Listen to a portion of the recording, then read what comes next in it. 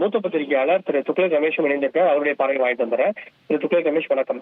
முதலமைச்சர் கூட்டணி ஆட்சி அது ஆட்சியின் பங்கு இல்லை அப்படின்னு சொன்னதும் மாணிக்கம் தாக்கூர் இதை மக்கள் தான் முடிவு பண்ணுவாங்க அப்படின்றாரு. அப்ப அவருடைய கணக்கு என்ன? நிச்சயமாக அவர் மாணிக்கம் தாக்கூர் முதலமைச்சர் கருத்துக்கு உடனடியாக எதிர்வினையாற்றி இருப்பது என்பது காங்கிரஸில் இருக்கக்கூடிய கணிசமான பகுதியினருடைய மனநிலையை பிரதிபலிக்கிறது. என்னை பொறுத்தவரை திராவிட முன்னேற்ற கழகம் எப்படியாவது காங்கிரஸை விட்டுவிடக் கூடாது என்கிற நிலையில் இருக்கிறது.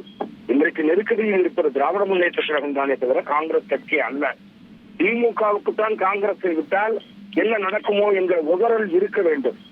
அந்த உதறல் இருக்கும் என்கிற கணிப்பில் தான் காங்கிரஸ் இப்படி விளையாடுகிறது. ஆகவே ஆட்சியில் பங்கு கேட்பதற்கோ அதிக இடங்களை கேட்டு பெறுவதற்கோ காங்கிரசுக்கு இதுதான் சரியான தருணம். This is high time for Congress to apply the whole pressure on DMK. DMK-வால் வேண்டாம் நாங்கள் பார்த்துக் கொள்கிறோம் என்று சொல்ல முடியாது. அப்படி காங்கிரஸ் உறவை திமுக உதறினால் நிச்சயமாக மெஜாரிட்டி பெற முடியாது. இல்ல அந்த தேவை காங்கிரஸுக்கு இருக்குல்ல. காங்கிரஸ் எங்க போவாங்க? காங்கிரஸ் டிவிக்கோட போனா ஜெயிச்சிருவாங்களா?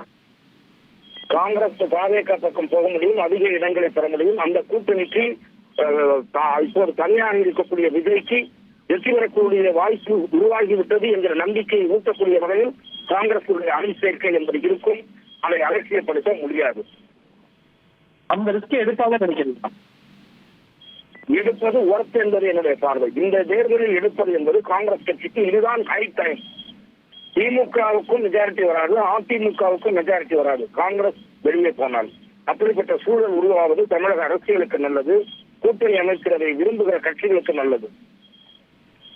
மக்கள் தான் முடிவு பண்ணுவாங்கன்னு மாணிக்கம் தாக்கூர் சொல்வது இந்த தேர்தலில் ஒரு கட்சிக்கு தனித்த நம்பர் கிடைக்காதுன்னு சொல்ல வர்றாரா? நிச்சயமாக அதைத்தான் அவர் குறிப்பாக உணர்த்துகிறார். நாங்கள் வெளியே போனால் கிடைக்காது என்கிறார். அதை விட அப்படித்தான் சொல்ல வேண்டும். நிச்சயமாக சரியாக பார்க்க போனால் கூட ஸ்டாலின் மிதமிஞ்சிய நம்பிக்கையில் பேசலாம்.